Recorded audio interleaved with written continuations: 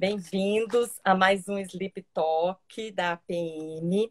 O meu nome é Tatiana Vidigal, eu sou otorrinolaringologista com ênfase em medicina do sono. E hoje eu tenho uma convidada muito especial, que é a doutora Fernanda Haddad. Na verdade, a Fernanda é a minha mentora desde o momento zero da minha participação em medicina do sono. E a gente já passou aí por muitas coisas juntas, né, Fê? Desde cursos, fellow, mestrado, agora doutorado. Então, eu estou muito feliz de você ter aceitado o nosso convite em nome da APM. A doutora Fernanda, ela também é otorrinolaringologista, com ênfase em medicina do sono, e ela é professora do Departamento de Otorrinolaringologia e Cirurgia de Cabeça e Pescoço da Unifesp. Então, ela é uma referência nacional em sono e estamos muito felizes de você estar aqui hoje com a gente. Boa noite, Fê. Boa noite, Tati. Eu que agradeço o convite. Eu acho que a gente está há muito tempo nessa jornada, né? Outro dia estava até fazendo o cálculo, acho que foram-se já 15 anos nessa brincadeira. Então, para mim é uma honra, Tati. Fiquei muito feliz enfim, de você ter sugerido esse encontro para a gente. E agradeço todo o comitê da PM também pela oportunidade aí de estar conversando um pouquinho de um assunto que a gente tanto gosta, viu? Obrigada, Tati. Imagina. Esses Sleep Talks, hoje eu vou fechar com chave de ouro. Nós vamos fechar com chave de ouro essa série. E que esse último bloco foi sobre a apneia obstrutiva do sono. Então, a gente já conversou sobre os fatores de risco da apneia do sono, as repercussões clínicas, tanto na infância quanto nos adultos, e já foi conversado também como fazer o diagnóstico da apneia obstrutiva do sono. Então, quem quiser rever essas lives, elas estão no IGTV da PM estadual e elas estão todas gravadas. E agora, para a gente fechar, ficou faltando o tratamento, né? Então, Fê, eu queria que a gente conversasse um pouquinho sobre o manejo desses pacientes com ronco e apneia obstrutiva do sono, bem como a gente faz o segmento desses pacientes, tá? Eu pensei da gente conversar um pouquinho dividido por faixas etárias, porque eu acho que dentro da apneia do sono a gente tem particularidades dentro das faixas etárias e também um pouquinho separado por sexo, pelo sexo feminino e pelo sexo masculino. Então, eu pensei da gente conversar um pouquinho, então, sobre o tratamento do ronco e da apneia na infância, nos adultos e nos idosos. Vamos lá? Perfeito, Tati. Vamos, lógico. Então, tá bom. É, Vamos começar, então, pela infância. Na infância, a gente, como otorrino, a gente acaba atendendo bastante criança, né? E a gente vê que chega aquela criança com obstrução nasal, com o nariz entupido, aquela criança respiradora oral, né, que está respirando pela boca, roncando, mas às vezes também chega com alterações de comportamento, né? Seja uma irritabilidade, um comportamento hiperativo. Como que você vê assim essa manifestação na criança antes da gente entrar um pouquinho no tratamento da apneia na infância? A gente brinca, na verdade, né, Tati, que apesar de a gente tratar a apneia do sono, né, desde a infância até o idoso, os fatores de risco, eles são muito diferentes, né? Então, a gente acredita que na infância seja uma doença muito relacionada à parte anatômica, inflamatória, né, ali da via aérea superior, por isso é que eles acabam chegando muito para a nossa especialidade, que é a otorrinolaringologia, enquanto no adulto e no idoso, os fatores de risco, eles passam a ser alterações musculares relacionadas à idade, obesidade, enfim. Então, talvez, por isso a pertinência da gente dividir o tratamento na infância e no adulto e no idoso, porque são tratamentos são enfoques completamente diferentes, né? Então, acho que o importante é saber que a principal manifestação da apneia na infância muitas vezes é uma irritabilidade, um déficit de atenção na escola, né, déficit de aprendizado, alterações de crescimento e desenvolvimento, e muitas vezes a parte de alterações esqueléticas faciais. Então, acho que são 3 desfechos principais: cognição, crescimento e o desenvolvimento facial. Quanto no idoso e no paciente adulto, a sonolência talvez seja o principal sintoma, né? Às vezes quadros de fadiga também, enfim. Então muda um pouquinho também a forma como a gente vai ver os desfechos clínicos dessa doença.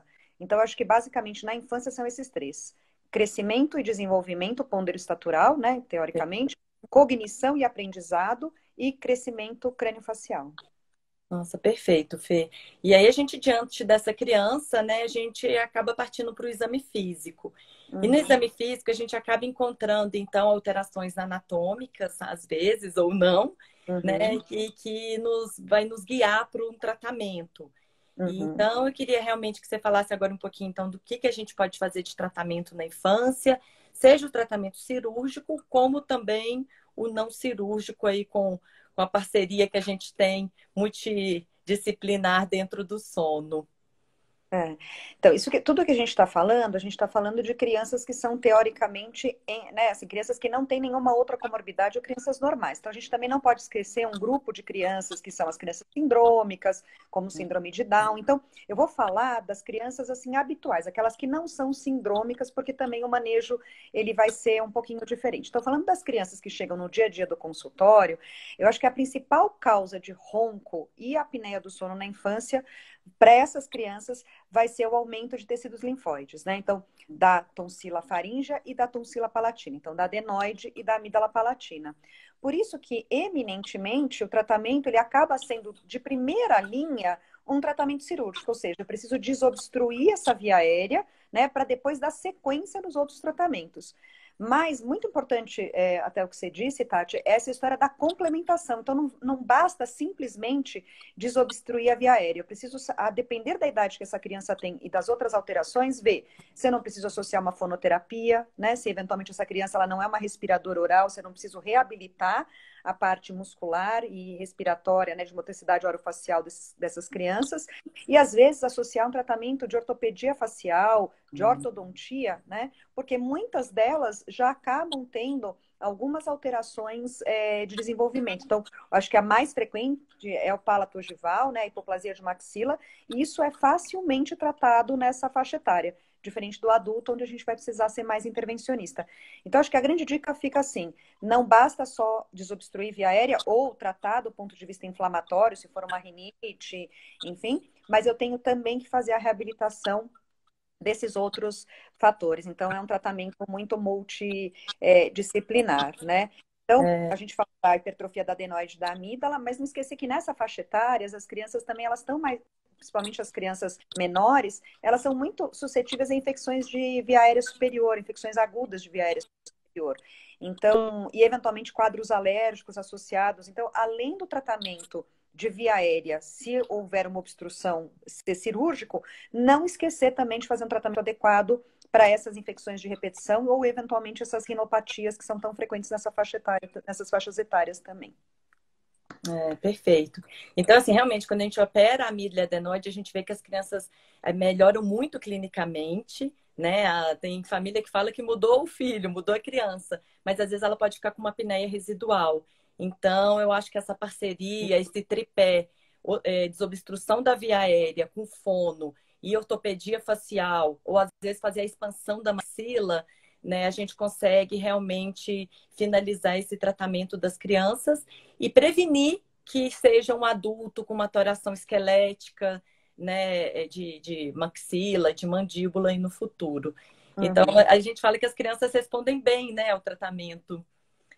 Que ela não tenha, às vezes, uma doença estabelecida ainda, né, não tem algo importante da apneia mesmo estabelecido. Então, realmente, a criança, acho que a gente tem bastante sucesso de tratamento delas. O que eu acho que vale a pena a gente até falar, Tati, às vezes uma dificuldade que a gente tem no dia a dia do consultório são dos casos limítrofes, né? Quantas vezes a gente que não é otorrinolaringologista, às vezes a mãe vem queixando, olha, ronca, mas não é toda noite, olha, é um pouquinho respirador oral, quando eu trato a rinite ela melhora, e às vezes gera uma dúvida na gente do quanto a gente precisa ser intervencionista, por exemplo, nessas crianças, né?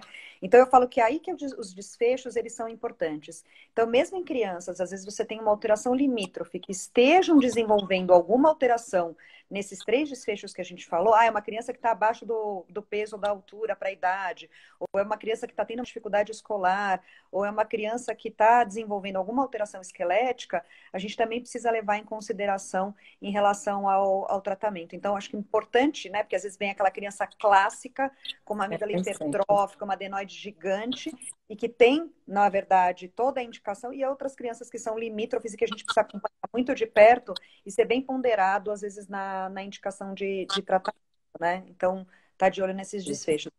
E isso tudo que a gente fala são para crianças menores, né? Conforme elas vão se tornando adolescentes, então crianças assim por volta de 10, 12, 14 anos, 16 anos, né? Conforme elas começam a crescer, aí essas alterações elas vão ocupando um espaço menor, e aí a gente começa a ter as alterações que são próprias ali de um adulto jovem, né? Então, desvio do septo nasal, começam a ter outras alterações que a gente acaba tendo que procurar também. Tá bom. Então agora vamos passar aí para o adulto jovem, mas falando do adulto em geral. E aí que eu acho interessante a gente dividir entre homem e mulher. Porque a gente vê uma variabilidade da doença, da apneia, do ronco e da apneia do sono, tanto no homem quanto na mulher. Não adianta, não é a mesma doença, pelo menos cronologicamente falando. Muitas vezes o homem começa a desenvolver a doença na quarta, quinta década e a mulher um pouquinho mais tarde. Né? A gente costuma falar que às vezes o homem também vem com uma repercussão mais de sonolento e a mulher vem mais cansada, com fadiga, insônia. Então, realmente, a gente já começa a ver essa característica clínica, que são os tão falados fenótipos, de maneiras diferentes mesmo. E aí, então, falando então diante de um adulto com apneia do sono, né? Como que depois que você já investigou, você já viu que você está diante de um quadro de uma apneia, como que você parte, parte para o tratamento, expõe para ele o que existe de tratamento para um adulto com ronco e apneia do sono? Acho que Tati, você foi bem feliz no teu comentário quando você fala da história do homem e da mulher, né? Então a gente até brinca que todos esses estudos epidemiológicos que a gente faz e que a gente vê, quase 60% dos pacientes, eles vão ser do sexo masculino, né? Quando a gente fala em prevalência de apneia. Então, muito se estudou aí ao longo dos anos dos fatores de risco, mas muitas vezes relacionados ao homem que tem apneia, até por essa prevalência no sexo masculino maior. Então, eu acho que um grande divisor de águas, na verdade, é a menopausa para a mulher, né? Então, a mulher ela é muito poupada até a menopausa. Depois da menopausa, onde a gente começa a ter uma incidência um pouquinho maior, por isso que entre o homem vai acontecer entre a quarta e quinta década de vida, às vezes a mulher acontece 10 anos depois. Mas a impressão que eu tenho é que se a gente pegar uma mulher na mesma faixa etária, mesmo pós-menopausa, a tendência é ela ter, às vezes, até um quadro mais leve do que o homem, com as mesmas características. Mas, enfim, acho que são mesmo manifestações mais, assim, diferentes e, às vezes, a oportunidade de tratamento ou a escolha pelo tratamento também pode divergir um pouquinho, né, entre os sexos. O que a gente vê, na verdade, é assim, como é uma doença multifatorial, né, então, no adulto, não a parte anatômica, obviamente, que vai ter o seu papel, mas ela já não tem mais um papel tão preponderante como é na criança, né, e no adolescente, eu começo a ter outros fatores de risco. Então, eu tenho o próprio envelhecimento, eu tenho a história da obesidade, às vezes alguma alteração relacionada a consumo de medicação sedativa, alguma doença hormonal, como hipotireoidismo. Então, a minha investigação para esse paciente, ela precisa ser uma investigação mais minuciosa, né? E aí, quando a gente fala em tentar identificar os fenótipos, ou seja, as características que esse paciente tem, tanto clínicas, quanto no exame de polissonografia, quanto fisiopatológicas, enfim, é justamente para a gente entender aonde a gente poderia agir para tentar melhorar. Então, vão ter casos onde eu vou ter uma doença absurda, assim, absolutamente leve, onde eu consigo, com medidas comportamentais, por exemplo, às vezes controlar essa doença. E casos onde eu vou ter que ter uma medida mais intervencionista, vamos pensar assim, não em termos de efeitos colaterais de tratamento, mas assim, vou ter que fazer uma intervenção para poder tratar a doença. Então, via de regra, né, a gente vai falar de vários tratamentos, eu acho que assim, o que mudou a história do tratamento do ronco e da apneia foram realmente os aparelhos de pressão aérea positiva, que são os CPAPs, né? Então, eu falo assim, independentemente de tudo que a gente for falar, se todo paciente que te apresentasse desde um ronco simples até uma apneia grave se adaptasse bem ao CPAP, o CPAP ele é capaz de resolver todos os sintomas, enfim, pelo menos a maior parte deles, de todos esses pacientes. E aí o que acaba acontecendo é o grande desafio de, às vezes, para tratamento crônico, do paciente adaptar, aderir, ver benefício do tratamento, enfim. Então, por isso, né, por essa dificuldade muitas vezes em a gente fazer uma adaptação desses aparelhos em todos os pacientes, é que a gente vai discutir também a possibilidade de outros tratamentos, né? Outros. Mas independentemente do que acabe causando, é óbvio que o CPAP, os aparelhos de pressão aérea positiva, eu acho que mudaram aí a história da apneia aí nos últimos anos. É, então, vou pensar, né? Se tudo vai depender do benefício que o paciente tem, né? Então, se o paciente, eventualmente, é um paciente com um quadro mais leve, enfim, então a gente pode começar desde as medidas comportamentais, né? E até nos aparelhos intraorais. Então, vou pensar assim, tratamento clínico e tratamento cirúrgico, né? Isso. Então, entre os tratamentos clínicos, a gente tem as medidas comportamentais, os aparelhos intraorais, que são dispositivos intraorais que fazem um avanço da mandíbula e acabam aliviando a via aérea, como um tratamento clínico também importante em relação à doença. A gente tem a fonoterapia, então exercícios que a gente faz ali de motricidade orofacial, tentando, teoricamente, diminuir a colapsabilidade faríngea. Alguns tratamentos hormonais, em especial aí nas mulheres, por exemplo, às vezes uma reposição hormonal, enfim, que também são tratamentos clínicos que a gente pode fazer. E aí, então, a gente teria tratamentos cirúrgicos, né? Então, a gente teria, não me lembro se eu esqueci algum, mas assim, teriam as cirurgias de via aérea superior, então, nariz, faringe, né, e hipofaringe. Teriam cirurgias esqueléticas faciais, né, onde a gente vai tratar essas deformidades esquelético-faciais que eventualmente podem ser também fatores de risco da doença nessa faixa etária. E a gente tem, não pode esquecer, do tratamento da obesidade, que pode ir desde um tratamento simples, simples entre aspas, mas nutricional ou de mudança de estilo de vida, tratamento medicamentoso e eventualmente até a cirurgia bariátrica para o grande obeso que tem alguma comorbidade. Então, acho que são os tratamentos cirúrgicos mais utilizados. E aí nós podemos falar de novas tecnologias também, se você quiser mais para frente, né? Enfim, tem alguns tratamentos que existem fora do país, mas que aqui no país a gente ainda não tem, mas também podemos falar um pouquinho a respeito disso. Tá. Então, assim, diante desse adulto com apneia, qual que você acha que é o melhor perfil de paciente para você indicar um tratamento cirúrgico?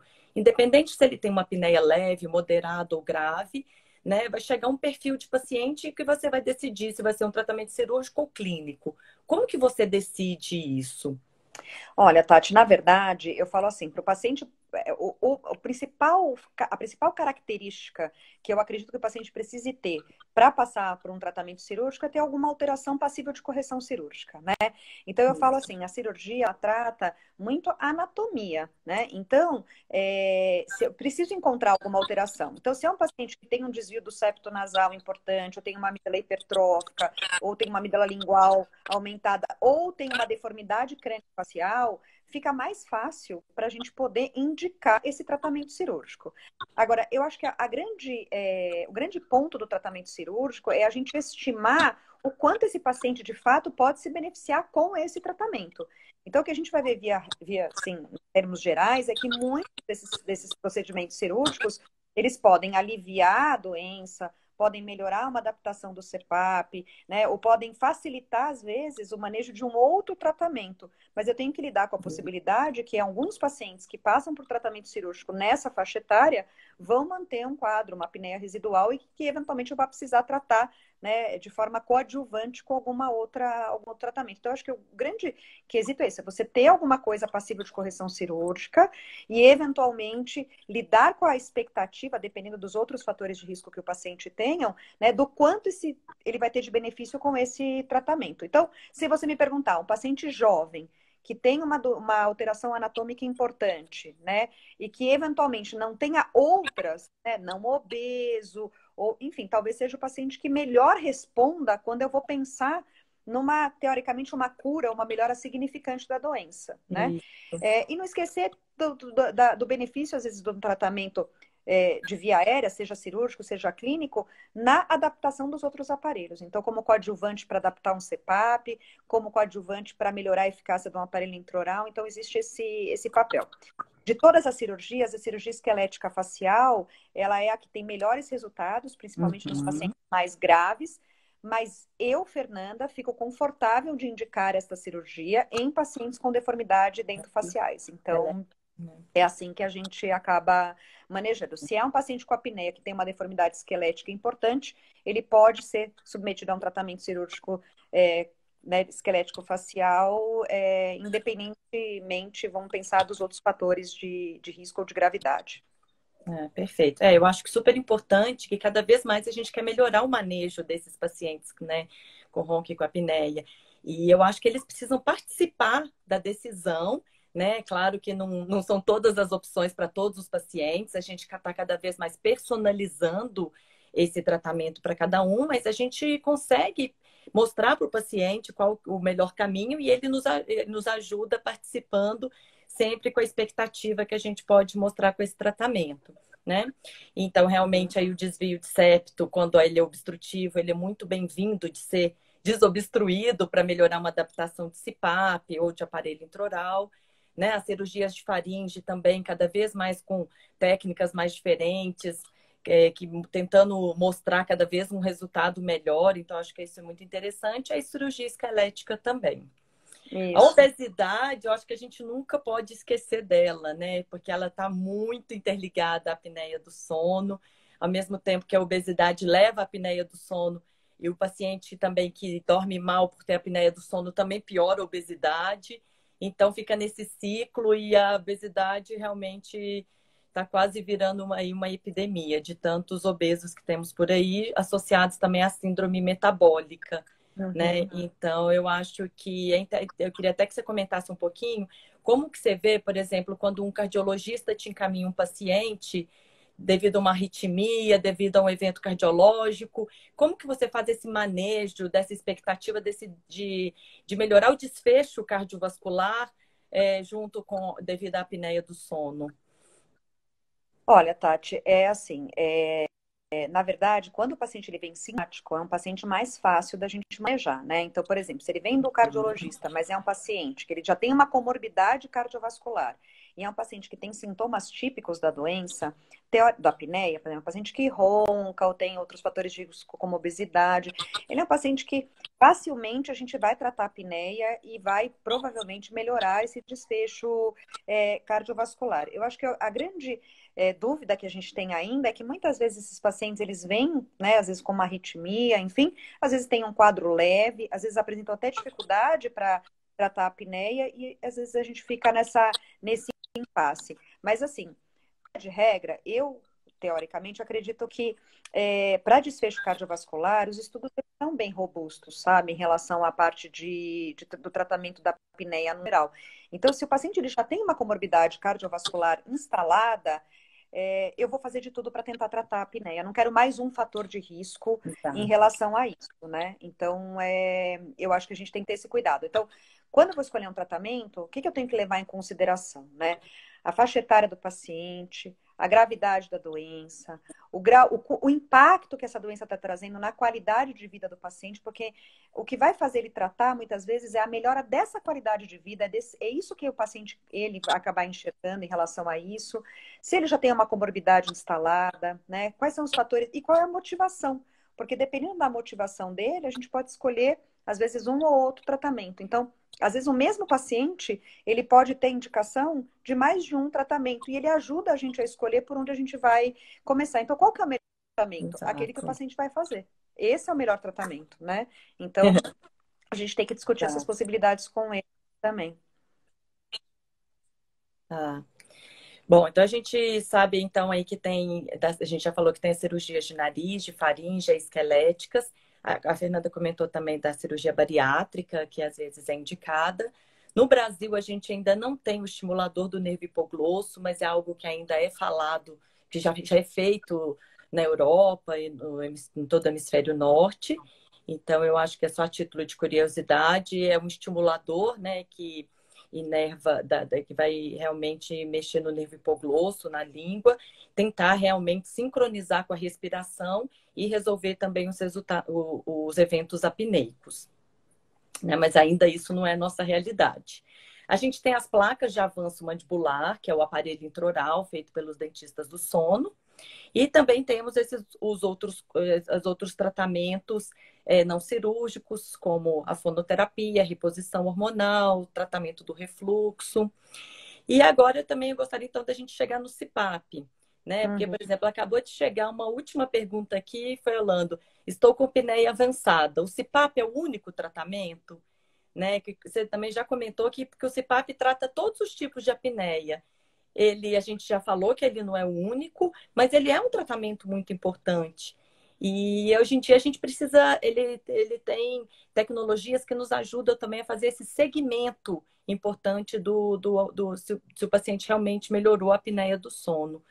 Então, eu queria que a gente falasse agora um pouquinho mais sobre o tratamento do CPAP, né? Então, quais são os benefícios e também as desvantagens de se usar um CPAP, Fê? Uhum. Eu acho assim, sabe, Tati, eu para o paciente, até respondendo a pergunta desse colega, né, eu falo assim, Uhum. se o paciente ele tem uma assim, tem uma apneia moderada a grave, né, e passou por uma avaliação adequada, tem uma via aérea, né, teoricamente boa, eu acho que vale sempre a pena você tentar um tratamento, ou tentar experimentar o aparelho, porque a imensa maioria dos pacientes que têm doenças mais graves e são mais sintomáticos, eles se adaptam bem ao aparelho. Se a gente pegar escolher, selecionar muito bem o paciente que vai para o CPAP, ele se adapta. Então, o que eu posso falar para esse colega é, experimente, porque tem tratamentos na vida que às vezes a gente vai ter que usar a médio e longo prazo. Se você tiver hipertensão, você vai ter que tomar um remédio para pressão a vida toda. Se você tiver uma diabetes também. Então, assim, a apneia do sono, ela também tem essa característica, né? E com o avanço tecnológico, como você disse, os aparelhos mudaram muito ao longo dos anos, né? Então a gente tinha máscaras muito difíceis de usar, hoje as máscaras são muito mais maleáveis.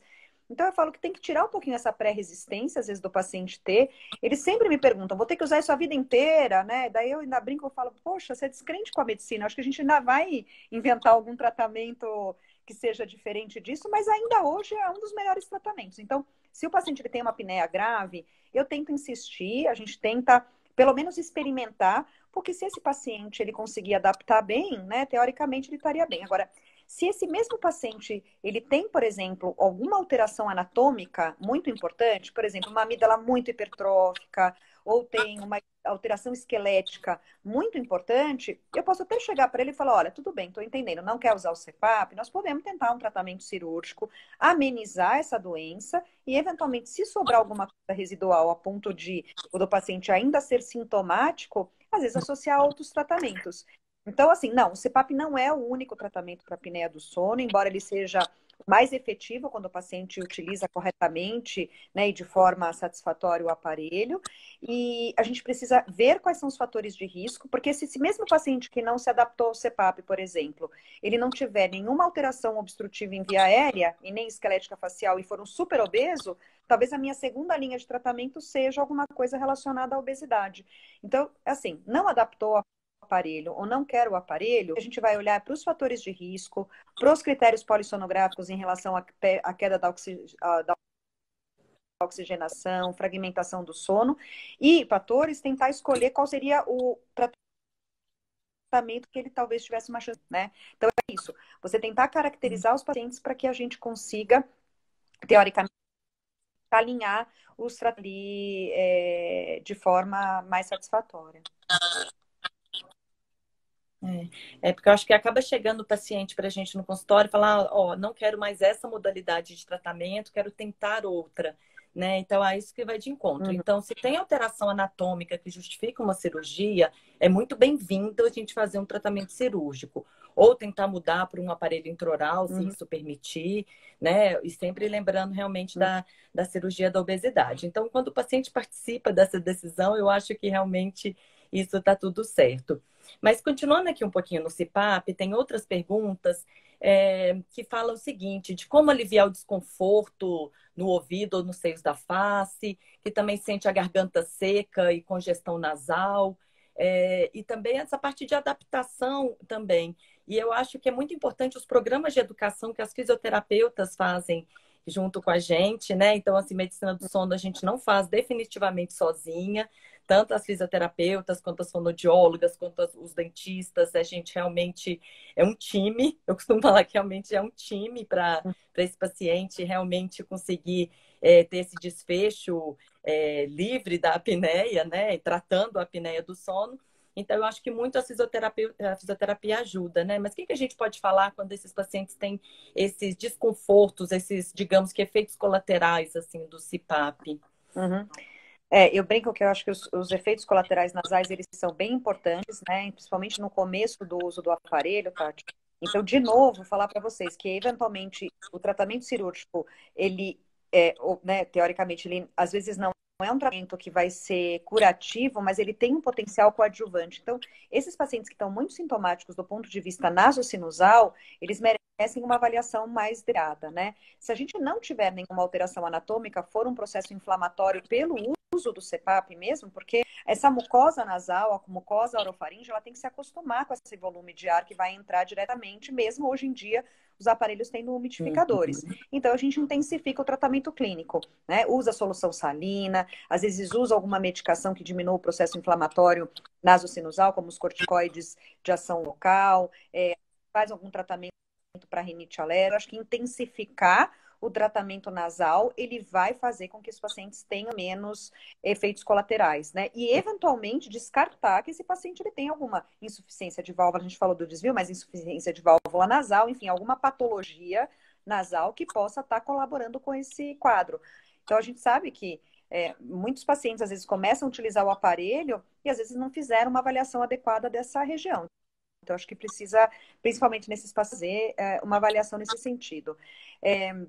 O que eu posso dizer é que todos esses efeitos colaterais, eles são mais frequentes no começo do uso do CPAP. Então, até o paciente se adaptar. A impressão que eu tenho é que conforme eles começam a utilizar, depois que vencem essa barreira 3 meses, 6 meses, esses sintomas eles diminuem, porque a própria mucosa, ela aprende a lidar e o próprio paciente vai adquirindo esses bons hábitos ali, né, de hidratar a mucosa, enfim. Então, não sei se você tem uma opinião diferente, Tati, mas assim, o que eu vejo os efeitos colaterais são mais frequentes no começo, a gente intensifica tratamento clínico para tentar melhorar e o umidificador, que né, acoplado ao CPAP, ele tende a minimizar esses efeitos. Uma outra coisa que a gente precisa ver é qual é a pressão que esse paciente está usando, né? Então, às vezes, pressões mais elevadas, às vezes acabam gerando um desconforto maior ali, né? Então, existe alguma coisa que eu possa fazer para tentar, eventualmente, diminuir um pouquinho a pressão de uso do CPAP, né? Enfim, por exemplo, dor facial, enseios da face, plenitude auricular, sensação do ouvido tapado, né? Enfim, talvez também dar uma avaliada melhor ali qual que é o nível pressórico que o paciente está usando nessas situações, né? Não, realmente, os estudos mostram realmente que a gente consegue reduzir a pressão do CPAP depois que faz uma cirurgia no nariz, né? Pode reduzir também, aumentar o tempo de uso do CPAP. Então, eu acho que realmente o nariz obstruído precisa de uma avaliação de via aérea. Isso é muito importante. Não adianta a gente ficar brigando com a máscara, tentando usar, se ele tem algo obstrutivo, mecânico, que impede realmente essa boa adesão. E eu costumo falar, Fê, que esse CPAP não adianta a gente só prescrever, falar, vai lá comprar o CPAP e se vira.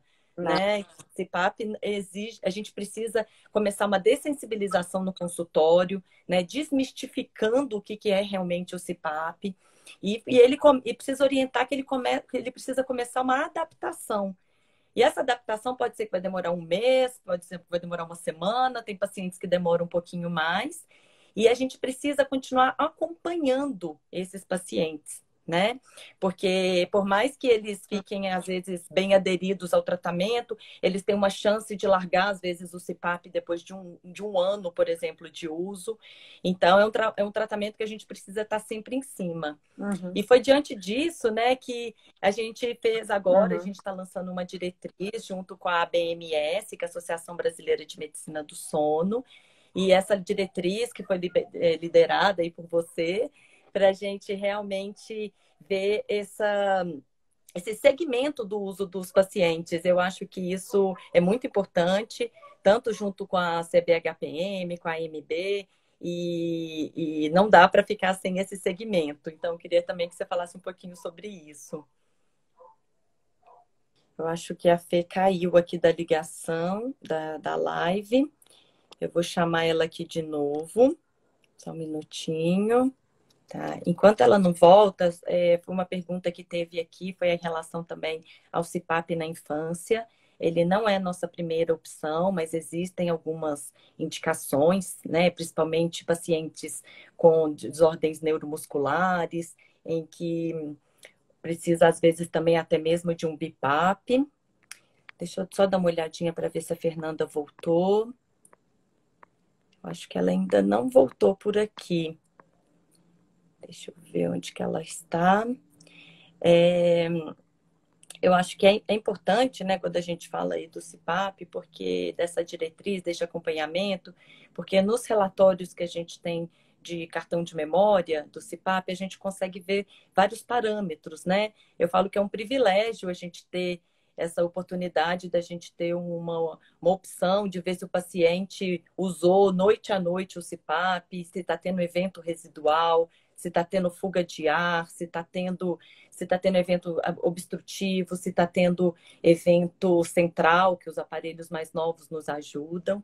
Então, assim, para o colega que está aí perguntando se o CPAP é o único tratamento, realmente não é. Eu estou vendo aqui que ele fez algumas outras perguntas em relação a isso. Depende do seu perfil, né? Às vezes, para alguns pacientes, a gente pode propor algum tipo de tratamento, como a gente conversou, seja ele cirúrgico, seja. Agora a Fernanda voltou aqui. Eu fui mudar para o 4G cair, minha filha. Então Não tá tem aqui. problema, Fê. A gente ainda está aprendendo muito sobre as lives. Nem me fale. Enquanto você E... caiu, Fê, eu comentei um pouquinho aqui, só porque estavam perguntando se o CPAP na infância, que é em último caso, mas existem algumas opções. E a gente estava falando agora um pouquinho, eu estava falando agora um pouquinho então sobre esse acompanhamento do cartão de memória do CPAP. Uhum. E queria que você finalizasse sobre o CPAP, falando aí sobre um pouquinho sobre esse segmento. Na verdade, houve todo um esforço, né, agora lá da Associação Brasileira de Medicina do Sono, da gente tentar regularizar, na verdade, esse acompanhamento que pode ser feito à distância, né? E teoricamente, Tati, eu acho que toda essa parte de educação relacionada ao uso do CPAP, ela é fundamental para que o paciente consiga fazer adaptação. E com essa possibilidade agora dos aparelhos, da gente conseguir monitorar os pacientes à distância e fazer as modificações, as intervenções em tempo real, né?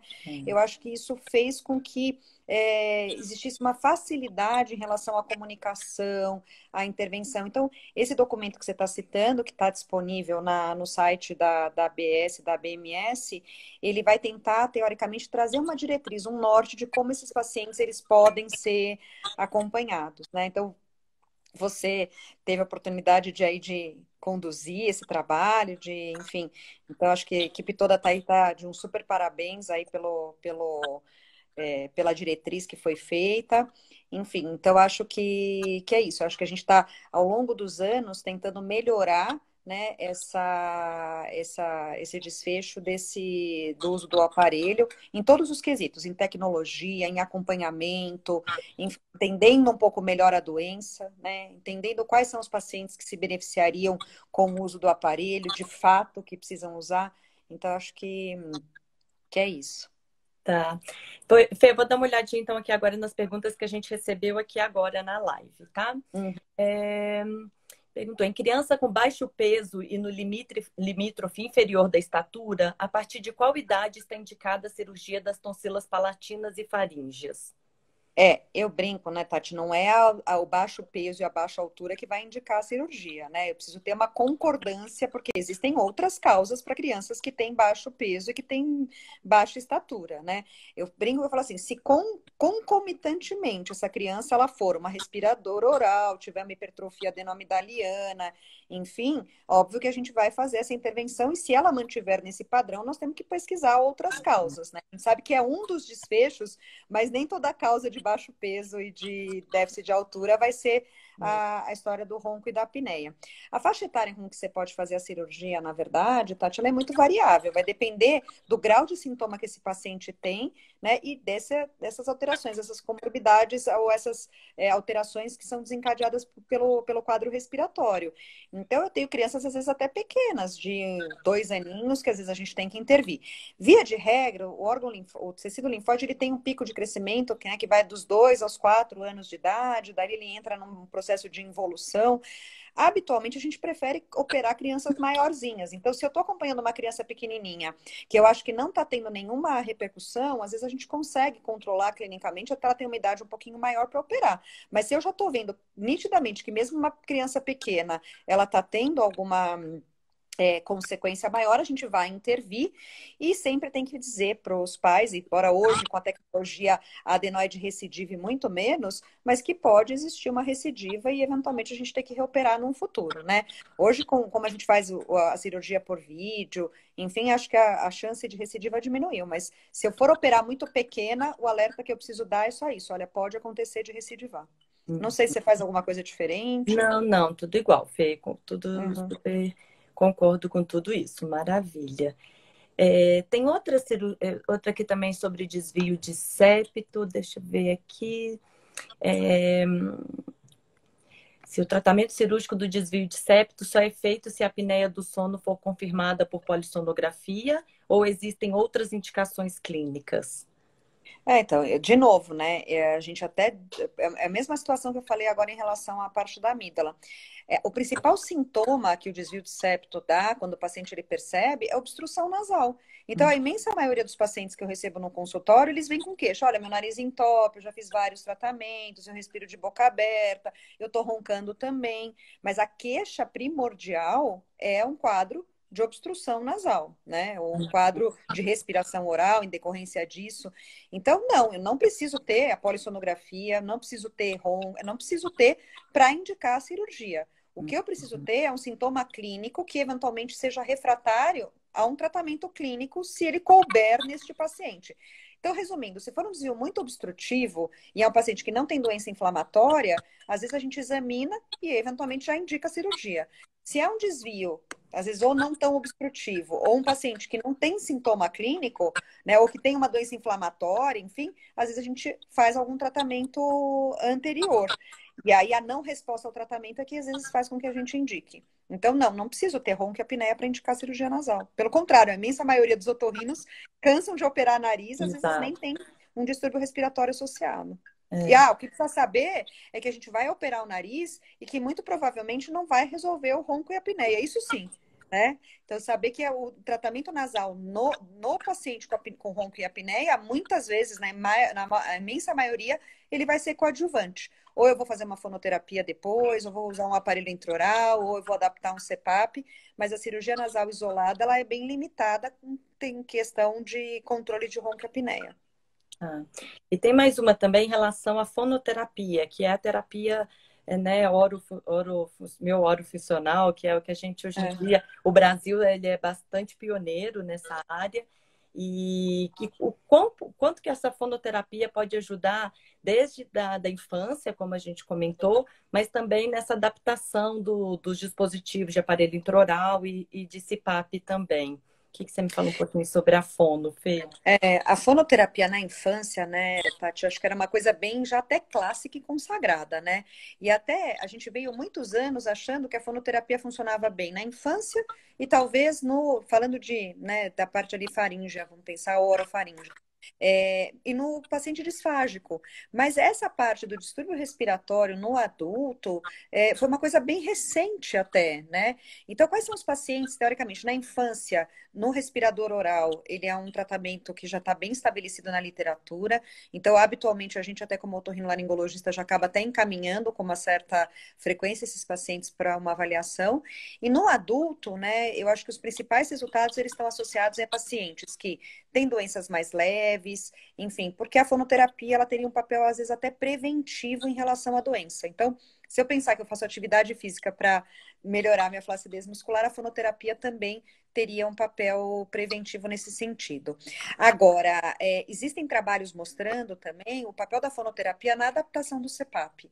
Então, às vezes eu consigo, um paciente respirador oral, já não tenho mais nenhuma alteração nasal, eventualmente ele ficou com uma sequela de uma respiração oral, ou um paciente idoso que está tendo vazamento, por exemplo, de ar pela boca, eu posso tentar uma fonoterapia, né? Às vezes até alternativamente a usar uma queixeira ou usar alguma coisa que ajude a fechar a boca. Então, a fonoterapia tentando melhorar a respiração oral e o vazamento nos pacientes que usam CPAP. E um outro fator também relacionado a a aerofagia. Alguns pacientes, no começo do uso do CPAP, eles têm uma incoordenação entre a respiração e a deglutição, e como é um volume de ar grande, eles começam a ter aquela história do deglutem ar mesmo. Então, acordam com o abdômen estufado, às vezes tem um pouco de eructação, e a fonoterapia também costuma ajudar nesses casos, né? Então, acho que a fono, ela acaba cabendo em todos os setores, né? Ela cabe na criança, ela cabe no paciente que tem uma doença leve e que eventualmente a gente pode ter um fator até preventivo ou uma melhora de um quadro mais leve no início da doença, e um fator coadjuvante no uso do CPAP, muitas vezes com esse enfoque aí de melhorar vazamento e melhorar a parte da aerofagia. Ai. Fê, o tempo passa rápido, já estamos com 50 minutos de live, então já vamos finalizar. Né? Uma coisa que eu esqueci de falar, que a Fernanda já foi presidente do Congresso Paulista de Medicina do Sono, né? Fui investigar quando que foi isso, e foi em 2011, no nono congresso, você foi presidente do nono Congresso de Medicina do Sono. Esse ano, devido à pandemia, a gente não conseguiu fazer o nosso congresso, que é o 18º, que ficou para o ano que vem. Então, como membro da comissão organizadora aí do Congresso Paulista de Medicina do Sono e como também do Comitê da Medicina do Sono da APM, eu queria te agradecer muito por ter aceitado esse convite para esse nosso bate-papo. Obrigada por passar todo esse conhecimento que você tem sobre, né, não só sobre o ronco, a apneia do sono, como tudo aí da medicina do sono. Né? Lembrar que quem perdeu, essas lives ficam gravadas. Né? A gente está finalizando agora esses Sleep Talks. E no dia 15 de dezembro, a gente vai fazer o warm-up, que vai estar toda a comissão organizadora do Congresso para falar um pouquinho sobre a nossa grade, né, do Congresso Paulista, que vai acontecer em abril do ano que vem. E é um congresso que a gente está fazendo um modelo novo, onde que a gente quer falar menos aulas e mais discussões sobre... Vai ter muito tema interessante, eu acho que vai ser bem legal. Então, Fê, muito obrigada. Amei o bate-papo. Como você disse, esse nosso encontro foi muito especial. Foi mesmo, Tati. Eu que agradeço. Eu acho assim, agradeço até pela amizade, pelo carinho. A gente está lá toda segunda-feira, nos últimos 15 anos juntas. Agradeço todo o comitê da PM de sono, enfim, dizer que eu tenho um carinho especial, viu, Tati, por você, por tudo que a gente já viveu, e aí pela PM também. E espero que todos tenham aproveitado. Vi um monte de mensagem aqui, a gente não consegue responder. Não consegue. Então, eu agradeço aí a todos, assim, pela parceria, enfim, pela paciência, e espero que vocês tenham gostado, Tati. Obrigada, viu, de coração. Boa noite, pessoal. Obrigada a todo mundo que participou. E um bom final de noite. Bons sonhos, boa noite. Boa noite para todos. Tchauzinho, tchau, Fê. Beijo, tchau. Beijo, tchau.